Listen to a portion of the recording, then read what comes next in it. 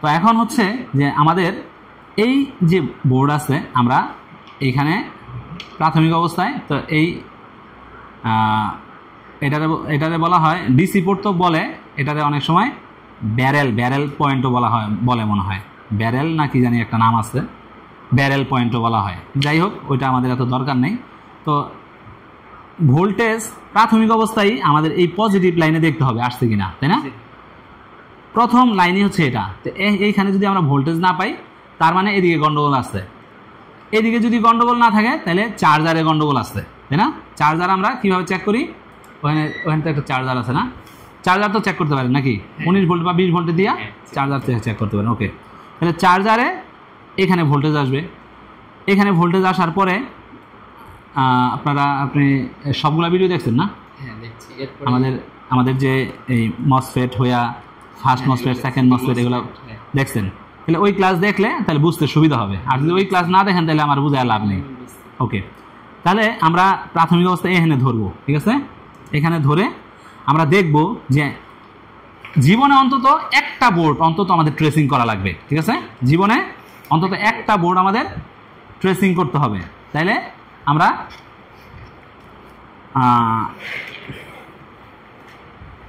পরবর্তীতে অন্যান্য বোর্ড নিয়েও কাজ করতে পারবো, বুঝতে পারবো, ঠিক আছে? এটাও খুলা হবে কয়েল হয়ে তারপরে মসফেটে, হ্যাঁ কয়েল হয়ে আমাদের প্রাথমিক অবস্থায় আমরা আমরা আমরা আগে লাইনগুলো দেখবো, ঠিক আছে? কয়েল হয়ে মসফেট হয়ে কার হয়ে যায়, এখানে ফিউজও থাকতে পারে, একটা ডায়োডও থাকতে পারে, ঠিক আছে? তো এটা PL 901, আর এইখানে দেখেন এখানে নাম্বার আছে, আবার এইখানে কোনটা 1 নাম্বার পিন সেটাও ডিনোট করা আছে, দেখেন দাগ দেওয়া থাকে, ঠিক আছে? এখানে এই যে দাগ দেওয়া আছে, এটা হচ্ছে 1 নাম্বার পিন। তো এই 1 নাম্বার পিন থেকে আমরা এখান থেকে শুরু করব, যে কোথায় ইয়া হয়, এই যে এখানে একটা চিহ্ন আছে, এই চিহ্নর মধ্যেই আমাদের 1 নাম্বার পিন। তো এখান থেকে আমরা প্রাথমিক অবস্থায় ট্রেস করে যাব কি আছে না আছে, আমরা CLR পয়েন্ট পর্যন্ত যাব, আমরা একটা স্টেশনে যাব যে আমাদের এই ভোল্টেজটা আসছে এবং এই কিভাবে আসছে। দেখেন এইখান থেকে আমরা এইখানে ধরলাম, এটা ইয়া পাইছে, কানেক্ট আছে। তারপরে হচ্ছে আউটপুট থেকে ফার্স্ট মসফেটের কোথায় ঢুকছে? দেখেন ড্রেনে ঢুকছে। কেমনে বুঝছি আমরা ড্রেন? 4টা লেগ এখানে আছে, আর এখানে ফোঁটা আছে, যেখানে ফোঁটা আছে সেইখানে হচ্ছে আমাদের সোর্স, হ্যাঁ সেইখানে সোর্স, তাহলে অপোজিটটা হচ্ছে ড্রেন। তাহলে ড্রেনে দিয়ে ঢুকছে, সোর্স দিয়ে বের হইছে। তো সোর্স দিয়ে বের হইতে হইলে আমাদের কি লাগে? একটা গেট লাগে, তাই না? এখানে গেটটা আছে, তো গেট আছে। তো এই গেটটা আবার কানেক্টেড হচ্ছে চার্জিং আইসির সাথে। কে কন্ট্রোল করে? চার্জিং আইসি কন্ট্রোল করে। সেই কন্ট্রোলারের মাধ্যমে যদি সে পারমিশন পায় তবেই আমাদের আউটপুটটা হবে, ঠিক আছে? সোর্সে। দেন এই সোর্স আবার কার সাথে কানেক্টেড আছে? আরেকটা সেকেন্ড মসফেটের, হ্যাঁ একটা হচ্ছে সুইচিং মসফেট, একটা হচ্ছে ব্লকিং মসফেট, ঠিক আছে? তো সুইচিং মসফেট আর ব্লকিং মসফেট কি সেটা আমরা স্কিমেটিকে দেখব। তো এইখান থেকে যদি আমি এখানে ধরি, এখানেও কানেকশন আছে। অনেক সময় দেখা যায় এর পাশাপাশি থাকে না, অনেক সময় দেখা যায় এইখানে একটা মসফেট আবার অন্য জায়গায় আরেকটা মসফেট, তখন আমাদেরকে এটার সাথে কানেক্ট করতে হবে, দেখে বুঝতে হবে যে আসলে এটা কার সাথে কানেক্ট আছে। আমাদের সব মাদারবোর্ড তো আর একরকম থাকবে না, তাই না? এইখানে ফার্স্ট মসফেট হইতে পারে, আবার এই কোনায় বা এই কোনায় আমাদের সেকেন্ড মসফেট হইতে পারে, হ্যাঁ আবার এই কোনার দিকে আমাদের সেকেন্ড মসফেট হইতে পারে। তো আমরা এটার মধ্যে পাশাপাশি পেয়ে গেছি। দেন এটারও একটা গেট আছে, দেখেন এটা কোন দিক দিয়ে ঢুকছে, এটা কি সোর্সে, হ্যাঁ এটা সোর্স দিয়ে ঢুকছে। দেখেন এই যেখানে একটা দাগ আছে, এই দাগ দিয়ে বোঝা যায় যে এটা সোর্স, হ্যাঁ এটার উপরে ফোঁটা দিয়েও বোঝা যায় এটা সোর্স। আবার মাদারবোর্ডের মধ্যে একটা সাদা কালারের দাগ থাকে, সেটা দিয়েও বোঝা যায় যে এটা 1 নাম্বার পিন এবং এটাই সোর্স। তো সোর্স দিয়ে ঢুকছে, ড্রেন দিয়ে বেরিয়েছে। এখন এই ড্রেন আবার কানেক্টেড থাকবে কোথায়? CLR এ। CLR মানে হচ্ছে মেইন স্টেশন পয়েন্ট। এইখান থেকে ভোল্টেজ রেল শুরু হয়, ঠিক আছে? এটা হচ্ছে 19 ভোল্ট রেল, ঠিক আছে? বা রেল যেটাকে বলে, আমাদের ট্রেনের রেল যেরকম আছে, এটা 19 ভোল্ট রেল।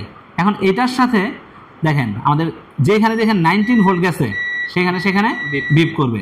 যেই সেকশনে আমাদের এটা গেছে, যেই মসফেটে গেছে সেখানে এটা বিপ করবে, যেখানে গেছে মসফেটে বিপ করবে, কোনো পয়েন্টে বিপ করবে। পয়েন্টে গেলে এগুলো হচ্ছে টেস্টিং পয়েন্ট, ঠিক আছে? তো এই পয়েন্টে আছে এই যে ফার্স্ট মসফেটের যে এই ড্রেন আছে, ঠিক আছে, এগুলোর মধ্যে যাবে। আরও কোথায় কোথায় গেছে এইভাবে আপনি চেক করতে পারবেন। এটা স্কিমেটিক দেখলে সবচেয়ে ভালো হয় যে কোথায় কোথায় গেছে এটা আমরা খুঁজে বের করতে পারি, ঠিক আছে? এটা হচ্ছে 19 ভোল্ট রেল বা রেল যেটা বলে, যেভাবে বলে। এই 19 ভোল্ট প্রত্যেকটা সেকশনের যে 19 ভোল্টের যে কয়েল আছে, এই মসফেট আছে, মসফেটের ড্রেনের উপরে গিয়া থাকে, ঠিক আছে? প্রত্যেকটা মসফেটের যে ফার্স্ট মসফেট কি হাই মসফেট যেটা বলে, হাই মসফেটের ড্রেনে গিয়ে অবস্থান করে, ঠিক আছে? প্রত্যেকটা আমরা এভাবে দেখতে পারি, এটার পিছনেও থাকতে পারে, ঠিক আছে? যেই সেকশনে যাবে ওই সেকশনে এইভাবে আমাদের 19 ভোল্ট আমরা কাউন্ট করতে পারি, ঠিক আছে? এদিকেও 9 আসতে পারে।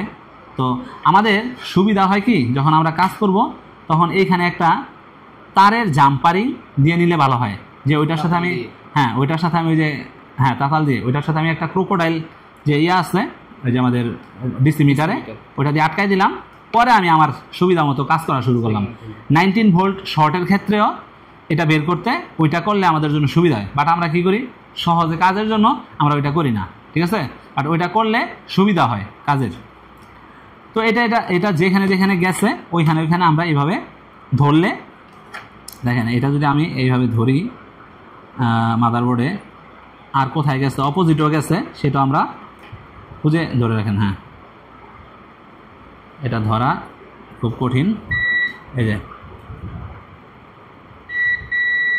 এই পাশে চলে আসছে, ঠিক আছে? 19 ভোল্ট। দেন আর কই আসছে,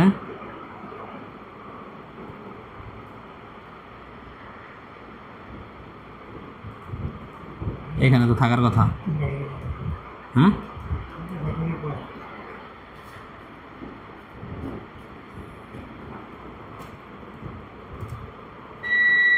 এখানে আসছে,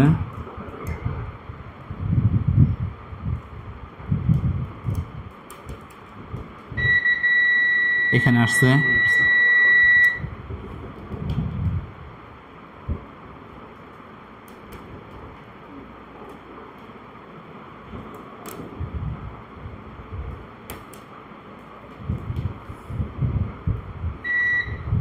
এখানে আসছে, ঠিক আছে?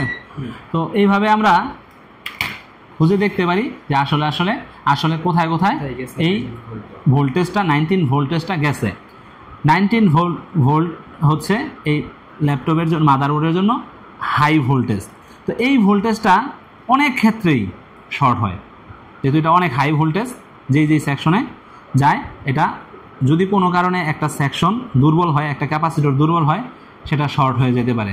তখন আমাদের যখন এইখানে ভোল্টেজ দিব বা চার্জার দিব, অনেক সময় চার্জারের লাইটটা দেখবেন নিভে যায়।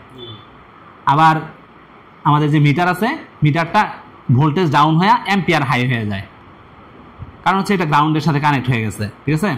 এইভাবে যখন হয় তখন আমরা কি করব, সাথে সাথে ব্যাটারি চার্জার খুলে ফেলবো, বা আমাদের যে মিটার আছে ডিসি মিটারটা খুলে ফেলে আমরা চেক করব যে আসলে আমাদের কোথায় শর্ট। আর সেই শর্টটা আমরা চেক করব কোথায়, এই সিএলআরে।